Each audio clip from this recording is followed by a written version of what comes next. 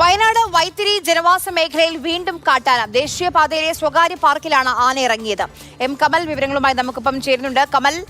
കമലിലേക്ക് വരാം. ആദ്യം ദൃശ്യങ്ങളൊന്ന് കാണാം.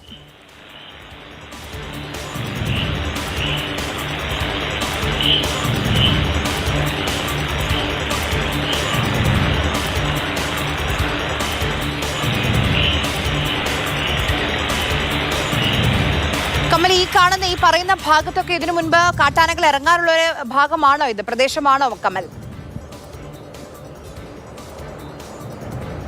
ആര്യ, വളരെ മുമ്പൊന്നും ഈ ഭാഗത്ത് അങ്ങനെ ആനകൾ ഇറങ്ങാറില്ല. പ്രത്യേകിച്ച് കൽപ്പറ്റയിൽ നിന്ന് കോഴിക്കോടേക്ക് പോകുന്ന പ്രധാന റോഡ് ദേശീയപാതയ്ക്ക് അരികിലാണ് ഇപ്പോൾ ഈ ദൃശ്യങ്ങൾ പുറത്തു വന്നിരിക്കുന്നത്. ഒരു 3-4 വർഷം മുമ്പ് വരെയൊന്നും ദേശീയപാതയുടെ പരിസരത്തൊന്നും കാട്ടാനകൾ എത്താറില്ല.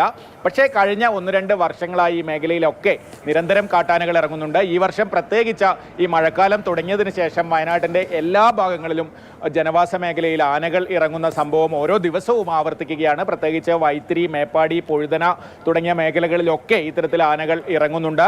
പനമരം മേഖലയിലാണെങ്കിൽ കൃഷിയിടങ്ങളിൽ ദിവസവും ആന ഇറങ്ങുന്ന സാഹചര്യമാണുള്ളത്. എല്ലായിടത്തും വനപാലകർ ഓടിയെത്താൻ പാടുപെടുകയാണ്. പലയിടത്തും ഇത്തരത്തിൽ കാർഷിക വിളകൾ വ്യാപകമായി നശിപ്പിക്കുന്നുമുണ്ട്. വൈത്തിരിയിൽ ഇന്നലെ ഈ പാർക്കിൽ കയറിയ ആനകൾ പാർക്കിൽ കുട്ടികൾ കളിക്കുന്ന ഉപകരണങ്ങളൊക്കെ അങ്ങോട്ടും ഇങ്ങോട്ടും തിരിക്കുന്നതടക്കമുള്ള ദൃശ്യങ്ങളാണ് ഇപ്പോൾ പുറത്തു വന്നിരിക്കുന്നത്.